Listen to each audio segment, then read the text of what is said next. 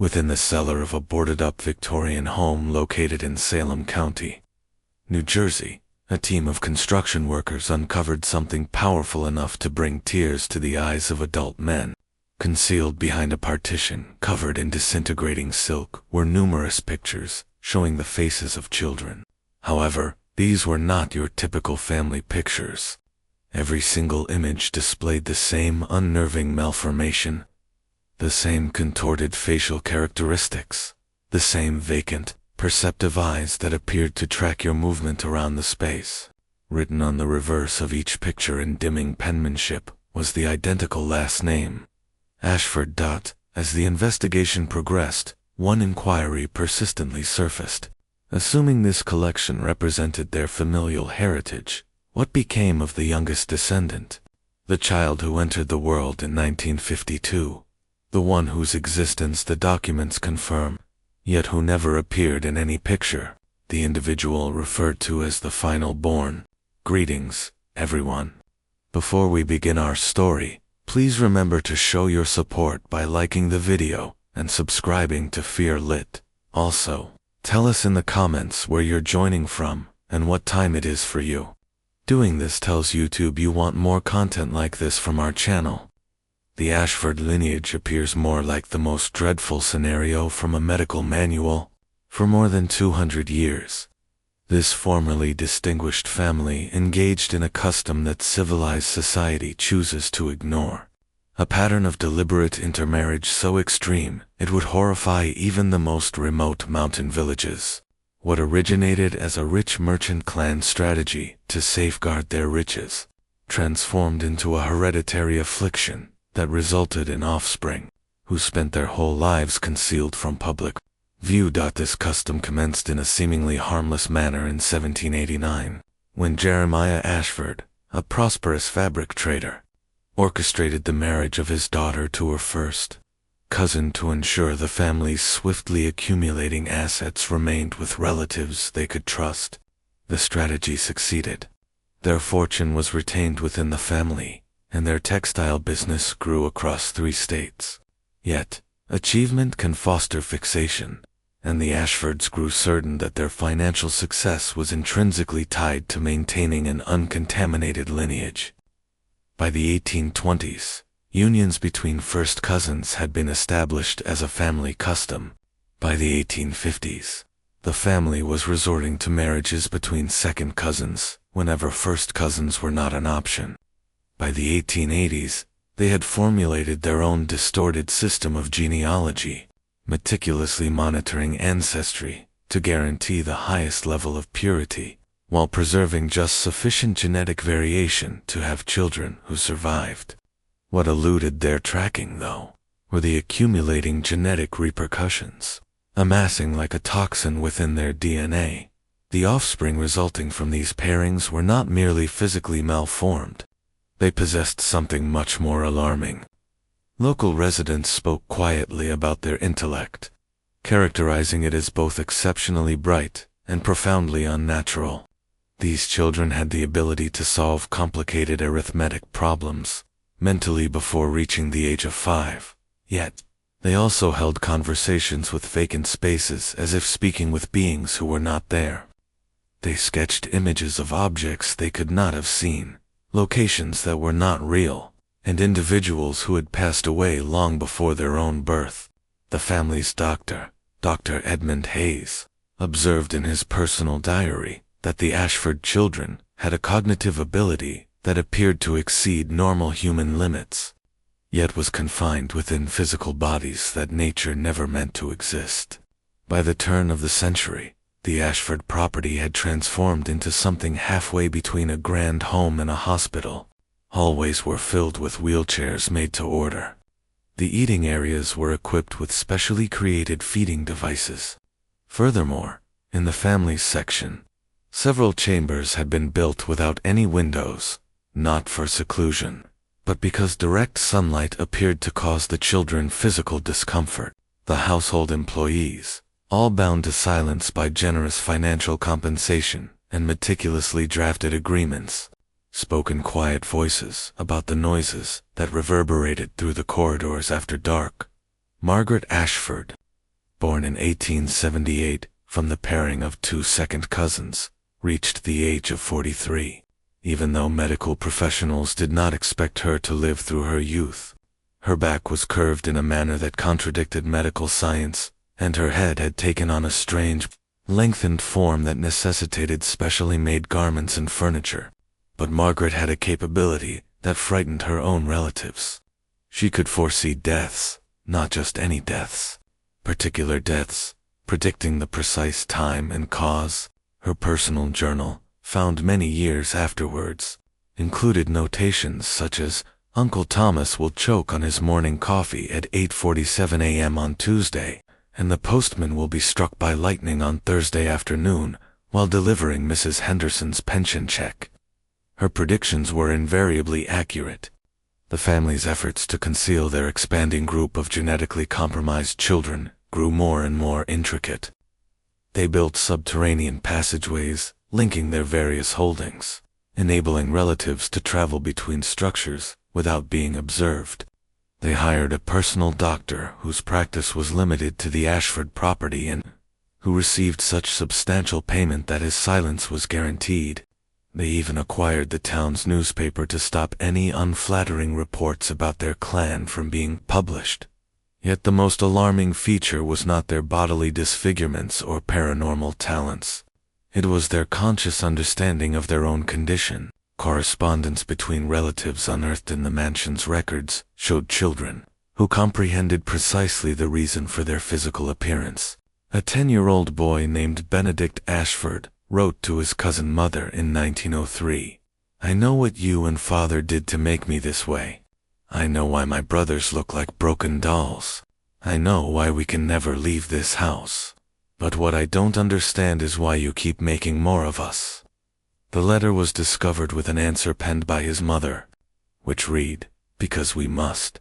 Because the family line must continue. Because stopping now would mean admitting we were wrong from the beginning."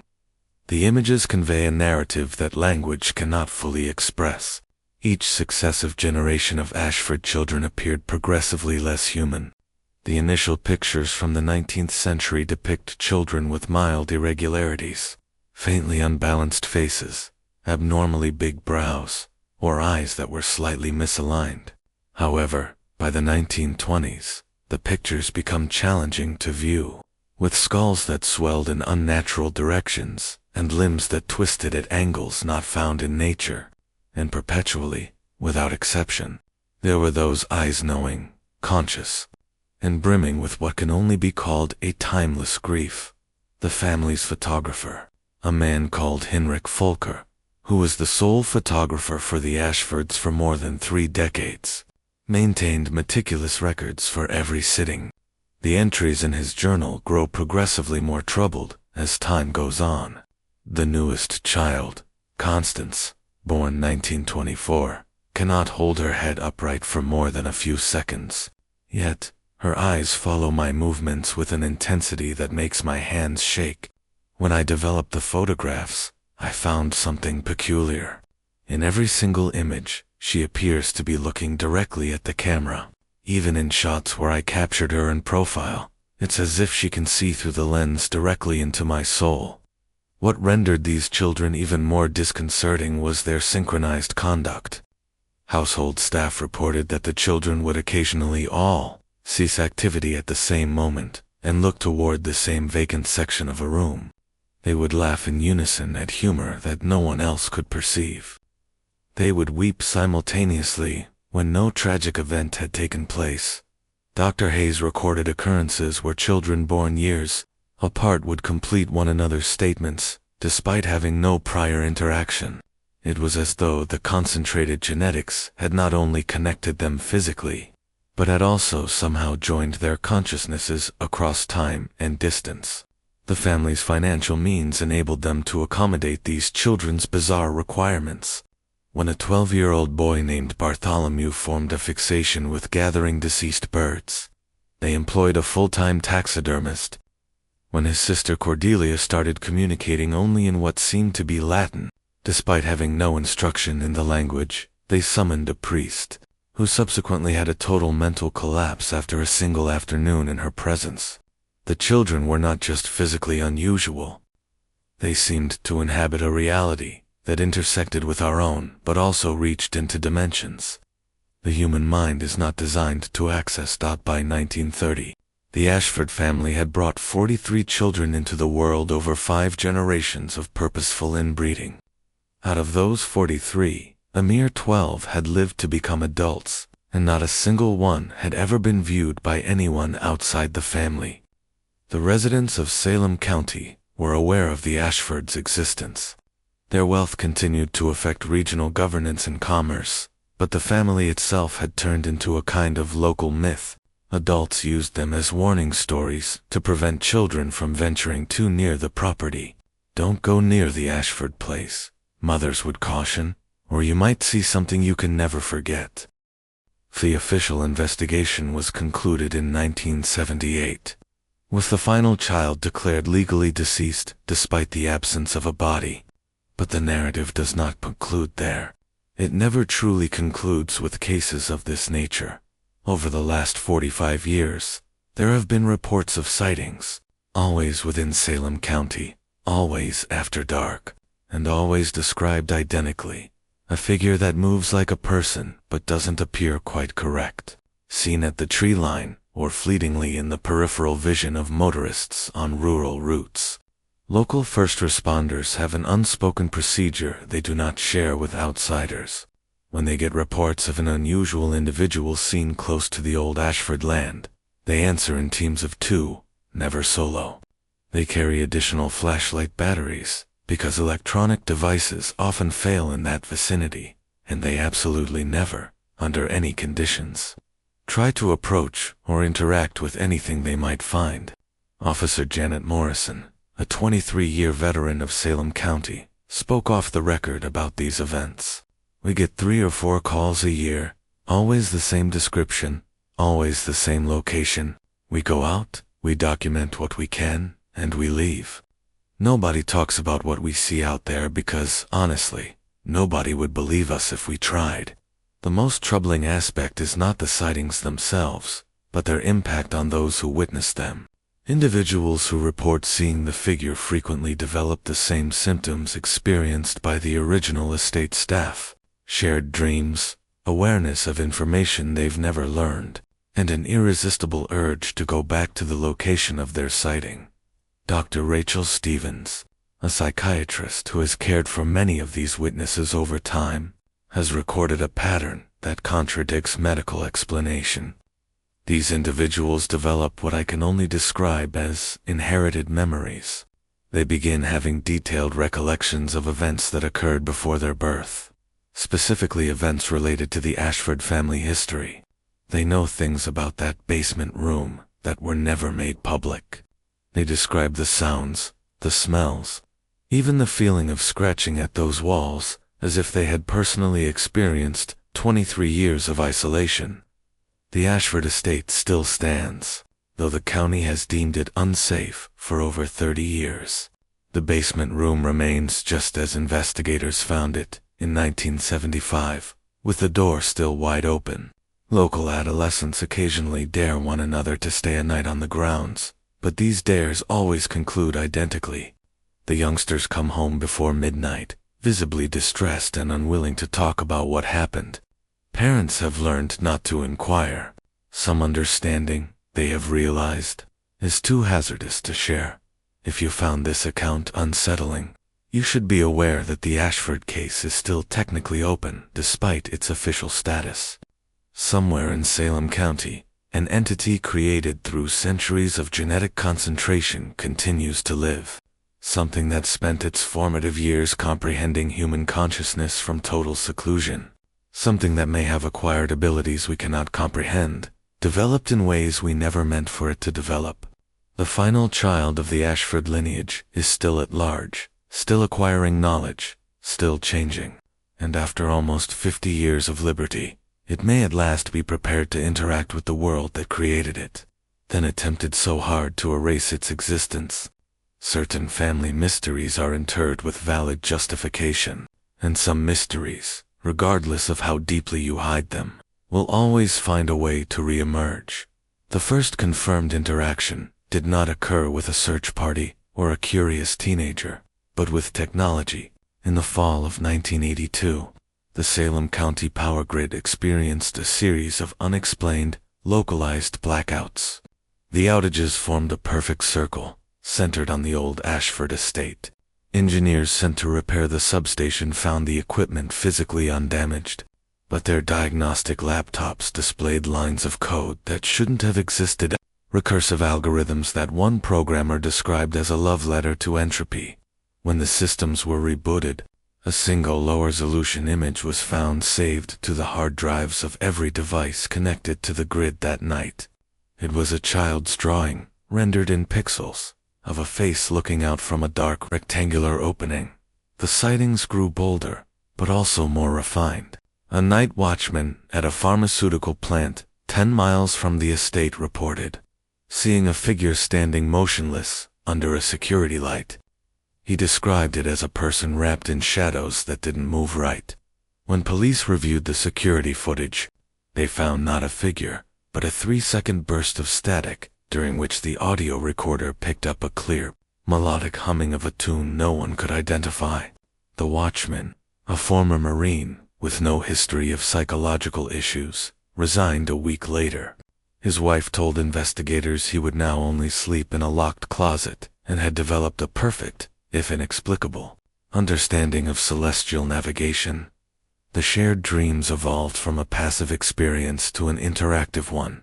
Dr. Chen, who had continued her research privately, assembled a group of 7 dreamers, individuals who had never met, but reported the same nightly forest. She placed them in a monitored sleep lab. On the 3rd night, all 7 vital signs spiked simultaneously. Upon waking, they independently reported the same new development. The figure had not turned around. Instead, it had raised its hand and pointed, not at them, but at a specific, gnarled oak tree in the dream forest. When asked to draw the tree, all 7 sketches were nearly identical. One of the dreamers, a botanist, identified it as a species of white oak common to the Salem County region. He then provided GPS coordinates for a location he'd never visited, a small, wooded parcel adjacent to the Ashford property line.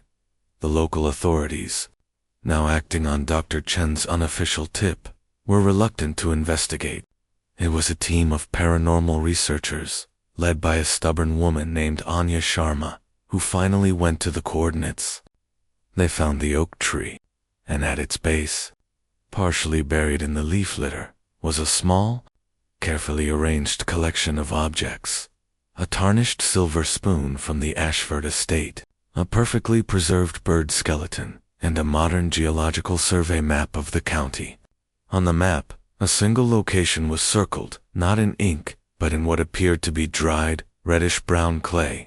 The location was the county's main water treatment facility. This was no longer the behavior of a feral child. This was communication. This was data collection. Anya's team set up motion-activated cameras around the tree. For 2 weeks, they captured nothing. Then, on the morning of the autumnal equinox, every camera they owned, including the ones in their locked van, activated at once. The footage was a chaotic blur of motion and distorted sound, but when the audio was cleaned and enhanced, a voice could be heard. It was a layered sound, like multiple children speaking in perfect unison, both young and impossibly old.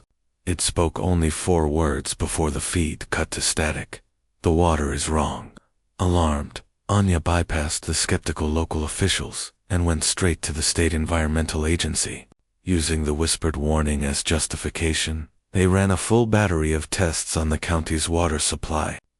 The results were baffling. The water was perfectly safe by every standard measure. It was only when a junior chemist, on a hunch, ran a spectrographic analysis that they found the anomaly. Traces of a complex synthetic compound, 1 part sedative, 1 part psychoactive agent, were present in minute concentrations. It was a chemical formula that had never been documented, a substance designed not to poison the body, but to gently suppress human psychic activity, to dampen intuition, to quiet the parts of the mind that might hear a whisper in the dark or sense a presence in the woods. The Ashford family hadn't just been hiding their children. They had been medicating the entire county for decades, likely through their influence over the local water board, ensuring no one would ever be sensitive enough to perceive what they had become. The final child, in its decades of isolation, had not only deduced this, but had also found a way to warn the one group of people still listening. The most recent event happened last month. A team of urban explorers broke into the abandoned water treatment plant, spurred by online rumors of the Ashford conspiracy. Their body cameras showed them navigating the rusted filtration systems until they found a service tunnel that wasn't on any blueprint. At the end of the tunnel was a small, clean room. There was no dust, no decay. In the center of the room, sitting on a metal stool, was a figure wrapped in a faded silk blanket. The footage is shaky, the breathing of the explorers loud in the silence. The figure did not move. Then, from beneath the blanket, a long, finely boned hand emerged.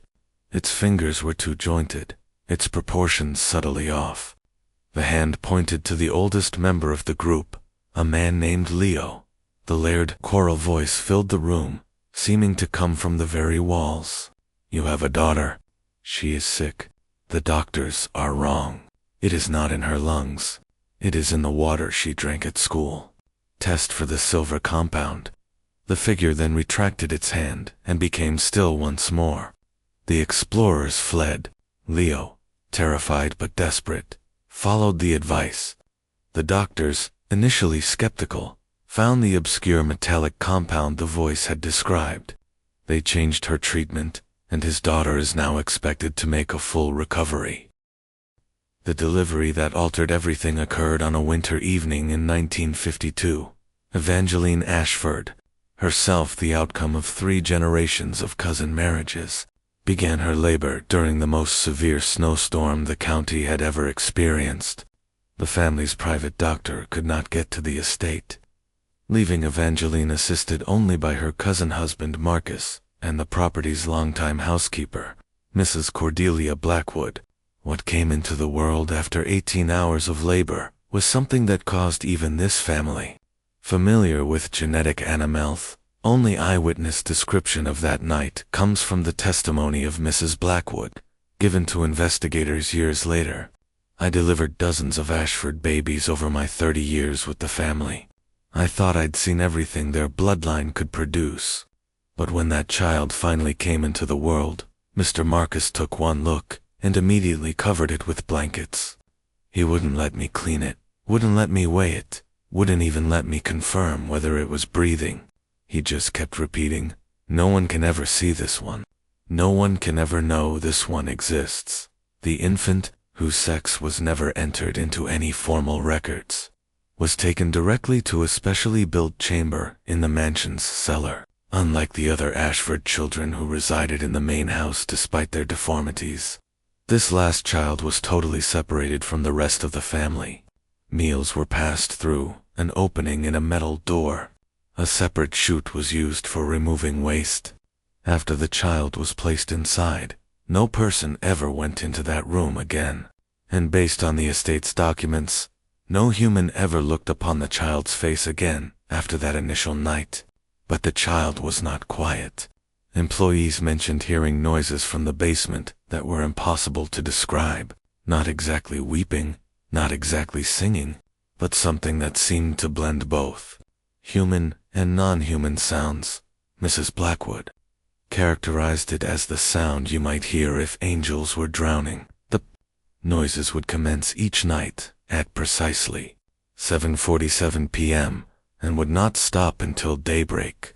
Sometimes, the other Ashford children would assemble at the top of the basement staircase and answer these sounds with their own noises, producing what servants called discussions in a tongue that existed before human language. The family's conduct shifted radically following this birth. Marcus Ashford, who had previously supported the family's tradition of genetic isolation, started drinking excessively and talking to guests about terminating the bloodline completely. According to medical documents, Evangeline never spoke again after giving birth. She would sit for hours on the floor above the basement room, pressing her ear to the ground as tears fell from her eyes. The other Ashford children grew increasingly restless, frequently gathering together and gazing toward the basement with looks that servants interpreted as a blend of terror and veneration. If you're still watching, you have more courage than the average person. Let us know in the comments what you would have done if this were your family lineage. The final child existed in that basement room for 23 years. 23 years of total seclusion. Kept alive by food passed through slots, and whatever genetic toughness the Ashford lineage had acquired through generations of inbreeding. Throughout those years, the sounds coming from the basement transformed. What began as vocalizations without words slowly became something akin to speech, then music, and then something that transcended both. Employees who were at the estate during that time reported that the noises started to influence their dreaming. Sarah Mackenzie, a cook employed by the Ashfords from 1965 to 1973, provided a formal affidavit to investigators. Those sounds would get into your head and stay there. I'd go home at night and hear that voice in my own house. It wasn't just hearing it. It was like the voice was coming from inside my own thoughts. I started having dreams about rooms I'd never seen, about people who looked almost human, but not quite. I'd wake up knowing things I'd never learned, understanding words and languages that don't exist. After 8 years, I couldn't take it anymore. I left without notice and moved to California. Even now, 40 years later, I still hear that voice sometimes when I'm falling asleep. The other members of the Ashford family started to pass away during this time, though not due to their genetic disorders. They died from what can only be called psychological collapse. Marcus Ashford was discovered in 1958, hanging in his study, surrounded by papers covered in symbols that matched no known form of writing. Evangeline survived until 1961, when she was found in the basement hallway. Her fingernails reduced to bloody nubs from scraping at the steel door. The family doctor's notes indicate she had, somehow, clawed through 3 inches of solid wood beneath the metal in an attempt to reach the child she had delivered 9 years earlier. By 1970, only 3 Ashford family members were still living, 2 elderly cousins residing in the estate's east wing, and the final child in the basement. The cousins, both in their 70s and suffering from the accumulated effects of generations of genetic damage, could no longer manage the estate or compensate the staff. One by one, employees resigned without giving reasons. The landscaping crew deserted the property, allowing the gardens to become overgrown. The private physician discontinued his visits after, reporting that they were giving him vivid nightmares that lasted 4 weeks after he left the estate. The last 2 family members died just days apart in February of 1975, when a mail carrier, worried about piled-up mail, discovered their bodies weeks later. Investigators found something that froze their blood. The basement door, the steel door that had confined the final child for more than 20 years, was fully open. The room inside was vacant, save for scratch marks covering every surface, even the ceiling. But the most unsettling detail was the photographs spread all over the house. Every family portrait had been defaced. The eyes had been gouged out of every face except one, a face that did not appear in any photograph, but had been sketched in pencil on the back of each picture. A face that was nearly human, but not quite. The probe into the Ashford estate uncovered truths that the authorities wished had remained hidden. When forensic crews finally entered the basement room that had held the final child, they discovered proof of an intellect that challenged scientific understanding. The walls were covered with mathematical formulas that mainstream science would not uncover for another 10 years. Celestial maps depicting constellations not present in our sky, and most alarming of all, precise architectural plans of structures all over Salem County, buildings the child could never have seen. rendered with perfect detail down to the count of windows and the position of doorknobs.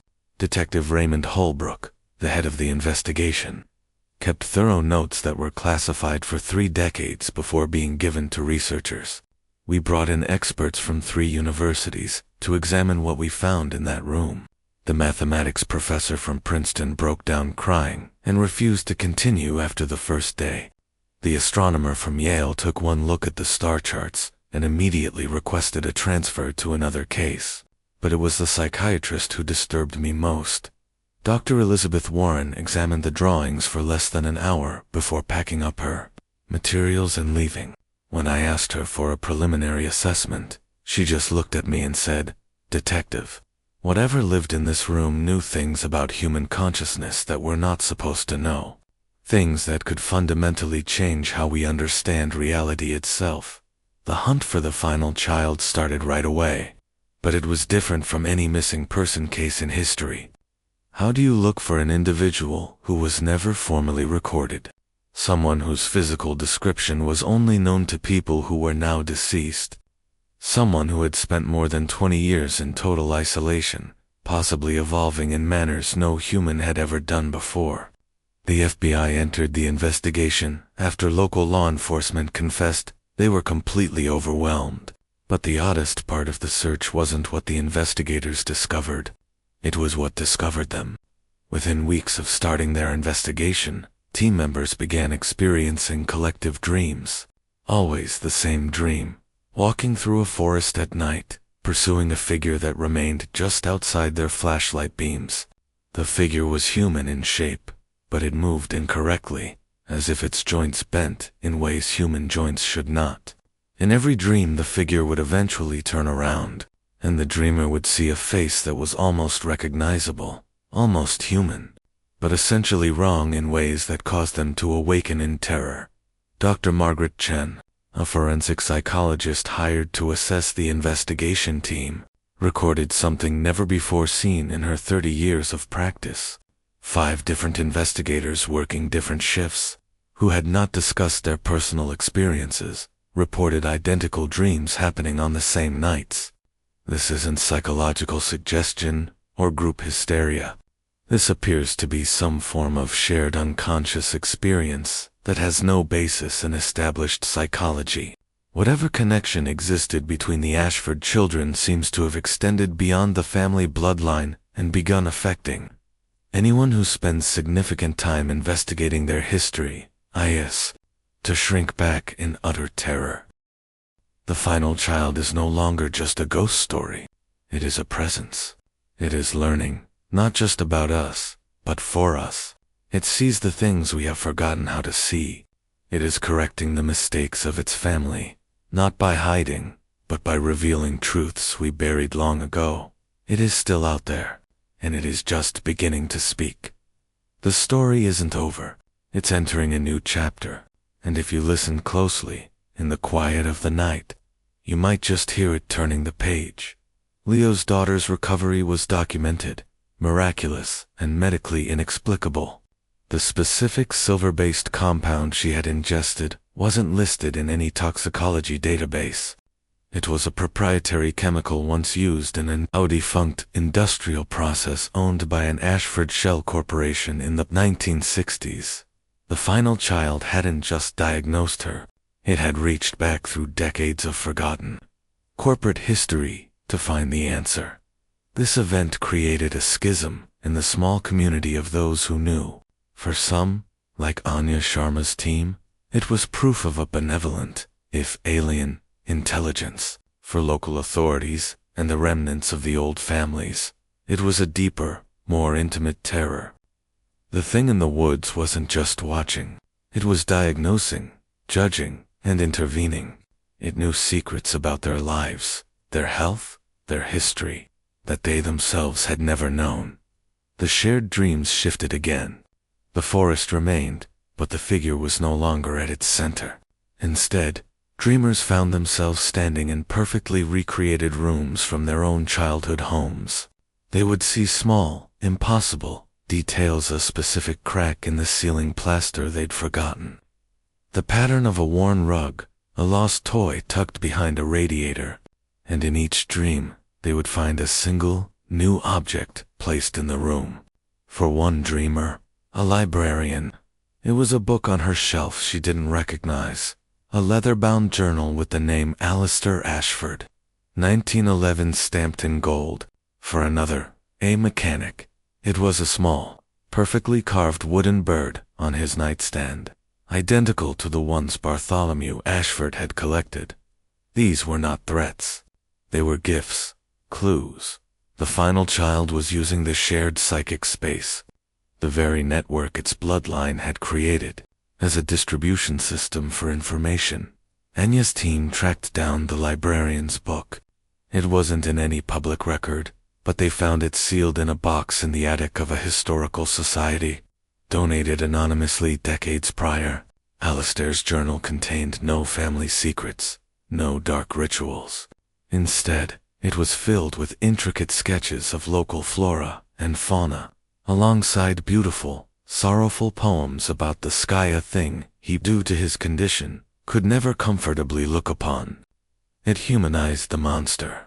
The mechanic, upon holding the wooden bird which had physically appeared on his workbench upon waking, recalled a story his grandfather had told him about a kind, twisted boy who would leave carved animals for the local children as gifts, long before the family fully retreated from the world. The final child was not just communicating, it was curating.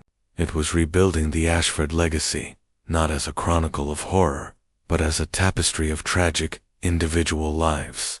It was fighting a narrative of shame with one of empathy. This newfound, unsettling benevolence was shattered by what became known as the Blackwood incident. Mrs. Cordelia Blackwood, the housekeeper who had delivered the final child, was now an elderly woman in a nursing home, her mind ravaged by dementia. She had spoken to no one coherently in years. One night, the night nurse making her rounds found Mrs. Blackwood sitting bolt upright in bed, her eyes clear and focused, staring out the window. Her voice, when she spoke, was not her own. It was that same layered, choral voice the urban explorers had recorded. The door was not opened from the inside, the voice said through Mrs. Blackwood's mouth. It was opened from the outside. They came from me, the ones from the angles. The family called them, near the end, when they realized what I was becoming. They thought the ones from the angles could put me back. They were wrong. Mrs. Blackwood then slumped back into her pillow, returning to her fog of confusion. The message, however, was terrifyingly clear. The open door in 1975 wasn't an escape. It was a release, or perhaps an invasion. The Ashfords, in their final, desperate days, had tried to use forces they couldn't control to contain the being they had created. They had failed. The final child hadn't merely walked out. Something else had walked in, or it had been fundamentally changed by the encounter. This revelation recontextualized everything. The intelligence, the knowledge, the empathy. Was it the child? Or was it the thing the child had become after merging with these ones from the angles? Was its curation of the family's history an act of love, or a predator meticulously arranging its territory? The phenomenon is now accelerating. 2 days ago, every reflective surface in Salem County, every mirror, every window, every still puddle briefly displayed the same image at exactly 3:07 a.m. It was not a face, but a complex, rotating geometric symbol that burned itself into the retinas of those who saw it. Mathematicians who have seen sketches say it resembles a higher dimensional projection, a shape that cannot physically exist in our reality. It was an announcement, a signature. The final child is no longer just speaking to us through dreams and whispers. It is imprinting itself onto the fabric of our reality. It is showing us the tools it uses to perceive a world of which we only see a sliver. It is not hiding in the woods anymore. It is in the glass, in the water, in the quiet spaces between heartbeats. It is teaching us to see the angles, the geometric symbol, which researchers have dubbed the Ashford glyph, did not fade from memory as a normal image would. Those who saw it directly found they could recall it with perfect, unsettling clarity. More disturbingly, they began to see it everywhere, in the branching of winter trees, against a gray sky, in the crackle of static on a television screen, in the foam of their morning coffee. It was as if the glyph had tuned their perception to a specific frequency, allowing them to see the underlying architecture of things. This glyph site came with a price. A construction worker who had seen the reflection reported being able to see the stress lines in a steel I-beam, following them like glowing cracks until the entire structure appeared moments from collapse. He refused to go back on site. A seamstress saw the intricate weave of fabrics not as patterns, but as slow flowing equations, and now finds normal cloth hideous and crude. Their perception had been fundamentally, perhaps permanently, altered. They were seeing the world as the final child might see it, a world of underlying structures, pressures, and formulas. Anya Sharma's team, now operating as an unofficial research collective, made a decision. They would not wait for the next event. They would attempt to communicate. Using a combination of the historical clues the final child had provided and advanced neuro-linguistic programming techniques, they constructed a complex message. It was not written or spoken, but built a three-dimensional model of the Ashford estate's basement room, rendered in virtual reality, with the glyph pulsating at its center. They included data points, the chemical formula for the sedative in the water, Alistair Ashford's poems, the sound wave of the humming from the security footage. It was a reply, a testament that said, "We see you. We are listening." They projected this data-rich construct, using a modified medical device used to break up kidney stones with targeted sound waves at the coordinates of the old Ashford estate, theorizing that if sound could carry into dreams, a complex sonic structure could carry a message. For 48 hours, there was nothing. Then, the response came. It did not come through dreams or reflections. It came through the soil. Every person living within a 5-mile radius of the estate woke to find their houseplants, their gardens, even the weeds in the cracks of their driveways, had grown in a single night, but not randomly. The vines had twisted into perfect Fibonacci sequences. The petals of flowers had arranged themselves into intricate Mandelbrot sets. The moss on the north side of trees had formed a fine, velvety layer of the Ashford glyph. The final child had used the simplest, most ancient life forms as its display, turning the entire area into a living, breathing answer. The message was one of staggering complexity and beauty, a testament to a consciousness that could manipulate growth and form on a microscopic scale. This botanical response contained a new embedded clue. A specific non-native species of orchid, known to only grow in highly specific limestone conditions, had bloomed simultaneously on every single property. The pattern of its roots, when mapped by satellite, pointed to a single, unassuming location, the county's old limestone quarries, abandoned since the 1950s. This time Anya's team was not alone. A shadowy, well-funded group, believed to be a successor to the original Ashford family's corporate interests, had also been monitoring the situation. They arrived at the quarry first, armed not with rifles, but with industrial-sized sonic dampeners and devices that emitted a painful high-frequency screech designed to disrupt psychic phenomena. They weren't there to communicate. They were there to sterilize. As Anya's team approached the quarry's entrance, a deep, resonant hum emerged from the earth. A sound that was the antithesis of the corporate group's disruptive screech. It was the same melodic hum from the security footage, but now amplified to a physical force.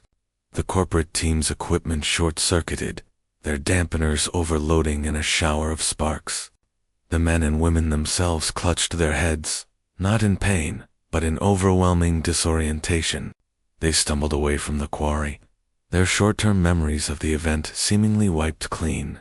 The final child had defended itself, not with violence, but with a targeted, neurological reset.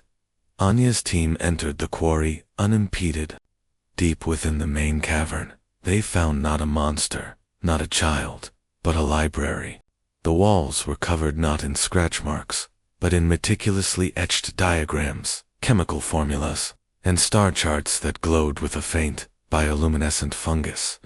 In the center of the cavern sat a large, flat stone. On it rested a stack of notebooks, bound in what looked like cured, hairless leather. The first page of the top notebook contained a single sentence, written in a hand that was both elegant and strangely jointed, using a pigment made from crushed berries and charcoal. The quarantine of my family was a crime against knowledge. The quarantine of this world is a necessity. I am the bridge. I will teach you to see the angles, so you may one day defend the lines. The final child is not a ghost, nor a monster. It is a custodian. It sees our world as a fragile system under a threat we cannot perceive the same ones from the angles. Its family foolishly invoked. Its isolation taught it the nature of the prison, and its freedom has given it the purpose of the warden. It is trying to educate us, to elevate our perception, not for our comfort, but for our survival. It is not hiding. It is preparing us. The lessons are becoming more intense, more direct. The story is no longer about what was lost in that basement, but about what is coming for us all. And class is now in session. The notebooks were not a history, but a primer. The first volume detailed fundamental concepts of a non-Euclidean geometry that applied not to space, but to consciousness itself. It described psychic angles, points where human thought could be folded, amplified, or invaded. The Ashford children, with their concentrated and distorted genetics, were not just psychic. They were natural, living conduits for these angles. Their deformities were the physical manifestation of their minds being permanently folded into this other geometry. The final child, the most concentrated of them all, was not just a conduit, but a master architect. The second volume was a bestiary. It catalogued the ones from the angles. They were not demons or aliens in any conventional sense. They were ideas that had achieved a form of sentient, parasitic existence. A concept like despair could, under the right psychic conditions, crystallize into a predatory entity that fed on and propagated its own nature. The Ashfords in their final, drug-addled terror, hadn't summoned a demon. They had inadvertently given form to the concept of genetic corruption, and it had latched onto the final child, the purest expression of their sin. This explained the final child's mission. It wasn't fighting monsters from another dimension. It was fighting a mimetic plague, a conceptual infection that sought to warp reality to its own nature. The final child had not destroyed the genetic corruption entity. It had contained it, using its own body and mind as the prison. The beautiful, terrifying intelligence they were now communicating with was a hybrid, the core consciousness of the Ashford child, using the power of the parasitic entity it had subsumed to fight a larger war. Anya's team, now calling themselves the listeners, began the painstaking work of deciphering the texts. The learning process was dangerous. One member, a brilliant young physicist named Ben, pushed too hard, trying to visualize a fourth-dimensional thought shape described in the third notebook. He was found catatonic in his study. His computer monitor fused to the desk. The Ashford glyph burned into the screen. He had not been attacked. He had simply looked at something his mind was not yet structured to contain. He was, as the final child's notes, coldly but accurately described, an incompatible processor. The final child's methods grew more direct and less gentle. It began targeting individuals with a specific genetic marker adornment, non-coding sequence that the notebooks referred to as the latent receiver. These people, scattered across the county, began experiencing intense, personalized awakenings. A quiet baker suddenly began sculpting her bread dough into perfect models of DNA helices, using grain patterns to illustrate base pairs she had never learned. A retired bus driver started mapping what he called ley lines of sorrow on the county's transit routes, accurately pinpointing locations of historical tragedies and personal despair. The final child was not asking for permission. It was activating a network. It was identifying and awakening its potential soldiers. The shadowy corporate group, which the listeners had identified as the Ethelred Foundation, made its move. They had deciphered the same genetic marker. Their solution was not awakening, but eradication. Using their influence, they launched a public health initiative offering free, extensive genetic screening for hereditary neurological conditions. It was a trap designed to identify and discreetly neutralize every latent receiver in the population. A final, brutal solution to sterilize the Ashford bloodline and its potential, once and for all. The conflict was now out in the open. The final child was trying to build an army to fight an invisible war. The Foundation was trying to massacre the recruits before they could be enlisted. 2 nights ago, the final child escalated. Every person in Salem County with the latent receiver marker, whether they had been screened or not, dreamt the same hyper-specific dream. They were standing in a vast, dark plain under a sky filled with the swirling, non-Euclidean patterns of the glyph. In the center stood the final child, no longer a silhouette, but a being of woven light and shadow, its form constantly shifting between a human child and a complex, angular structure. It did not speak. It simply reached out and touched the forehead of each dreamer. They awoke not with new knowledge, but with a new sense. They could now feel the pressure of the conceptual entities. They could feel a pocket of void festering in a house where a suicide had occurred. They could sense a slick, oily presence of a virus coiling around the Foundation's headquarters. And they could feel the massive, grinding presence of the genetic corruption entity, still bound within the final child, a contained supernova of twisted legacy. The final child has given them sight. It has handed them their weapons. The Ethelred Foundation is rounding people up, terrified of the awakening they cannot understand. The war is no longer coming. It has arrived. It is not a war of bullets, but of cognition. The front line is the human mind, and the first battle for Salem County is about to begin. The final child has made its choice.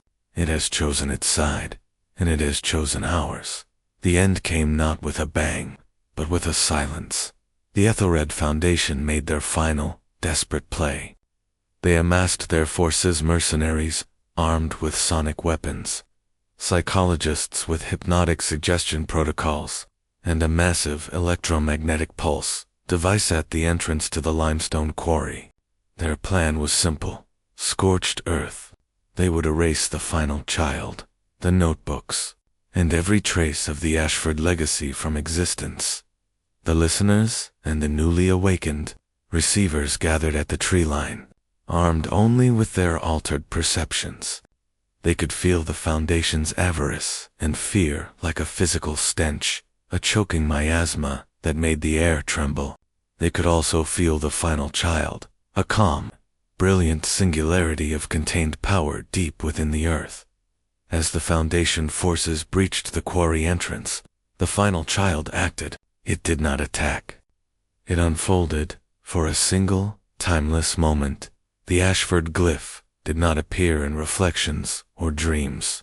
It manifested in the sky above Salem County, etched into the fabric of reality itself. It was not a symbol of warning, but one of completion. Under its light, the Foundation's weapons fell silent, their electronics dead, not from an EMP, but from a fundamental, temporary rewrite of the local laws of physics. The mercenaries dropped to their knees, not in pain, but in awe, as a wave of pure, unadulterated understanding washed over them. They saw the intricate beauty of the cosmos, the fragile miracle of their own consciousness, and the pathetic smallness of their greed. Their will to destroy shattered against this revelation. Simultaneously, within the quarry, the final child presented its final lesson. To Anya Sharma, it showed the entire, interconnected web of life in Salem County, each soul a shimmering node of light. To the lead investigator from decades past, now an old man, it showed the precise, compassionate logic behind every seemingly cruel event, a necessary pain to strengthen the whole. To the Ethelred director, it showed the inevitable, desolate future. His path of control would create a sterile, silent world, safe from monsters, but devoid of meaning. The final child had not fought them. It had enlightened them, and in doing so, it completed its purpose. The massive contained presence of the genetic corruption entity within its very reason for its existence. It wasn't destroyed. It was solved, like a complex equation finally balanced. The parasitic concept, faced with the overwhelming, coherent truth of the glyph, simply ceased to be. The glyph faded from the sky. The quarry was just a quarry again. The notebooks had crumbled to dust. The final child was gone, but it had left its mark. The receivers retained their subtle senses, now a permanent part of Salem County's human heritage. The Ethelred Foundation was disbanded, its resources redirected to ecological and psychological research. The Ashford estate was not demolished. It was turned into a quiet sanctuary for meditation and study. The horror was over. The story was not forgotten, but its nature had changed. It was no longer a cautionary tale about the dangers of forbidden knowledge, but a foundational myth about the responsibility that comes with understanding.